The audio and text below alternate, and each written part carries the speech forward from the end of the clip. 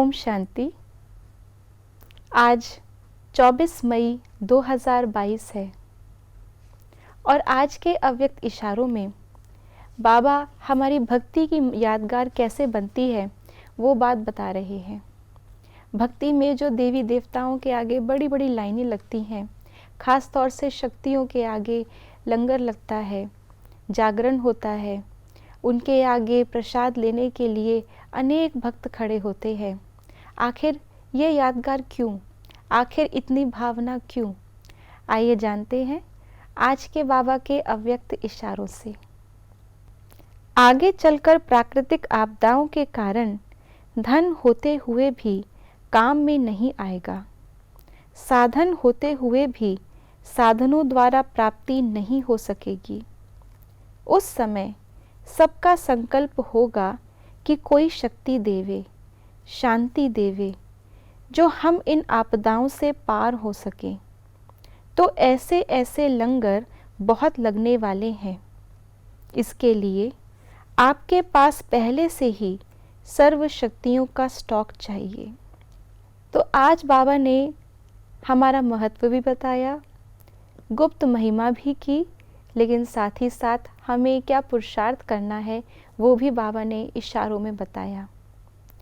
जो भक्ति मार्ग में हमारे आगे, देवियों के आगे, देवताओं के आगे बड़ी बड़ी लाइन लगती हैं, वो इसीलिए क्योंकि इस समय संगम के अंत पर हमने हर आत्मा को तृप्त किया। जो उनको प्राप्ति होनी थी वो हमने उनको कराई। इसीलिए कामधेनु का भी गायन है, मन इच्छित वर प्राप्त करने का भी गायन है। तो ये हम तभी कर सकते हैं जब हमारे अंदर हर एक शक्ति, हर एक गुण बिल्कुल पर्याप्त और बिल्कुल एवर रेडी पोजीशन में हो। भले सब कुछ है, लेकिन अगर हम एवर रेडी नहीं हैं तो भी हम चूक जाएंगे आत्मा को संतुष्ट करने के लिए। तो जितना जितना हम कोई चीज़ को यूज़ करते हैं उतना उतना वो एवर रेडी रहती है।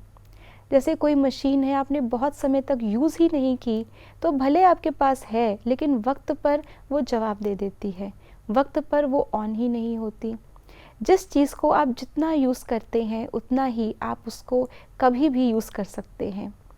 इसलिए अब समय है जो हमें हमारी शक्तियों को, हमारे गुणों को केवल स्टॉक में नहीं, केवल प्राप्ति में नहीं, लेकिन उसका स्वरूप बनना है। ये प्राप्ति स्वरूप सर्वगुण संपन्न, 16 कला संपूर्ण मास्टर सर्वशक्तिवान स्वरूप ही यही सेवा कर सकता है। इसलिए जैसे बाबा कहते हैं कि अगर बाप ऐसा है तो बच्चे कैसे होने चाहिए, तो हम बच्चों का यही कर्तव्य है। तो और प्रत्यक्षता भी इसी से होगी जब हम बिल्कुल बाबा की कॉपीज़, जिसको कहते हैं बाप समान, हम बन सकेंगे। तो अब वो समय है जो हम शक्तियों को इस स्टेज पर प्रत्यक्ष होना है अपने सर्व अलंकार सहित।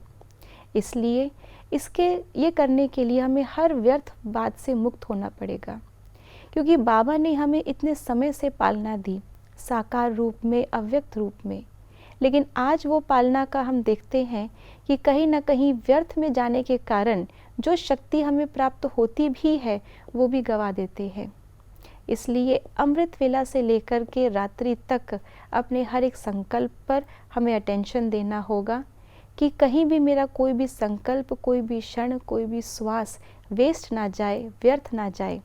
तभी हम सर्व गुणों का और शक्तियों का स्वरूप बन सकते हैं। ओम शांति।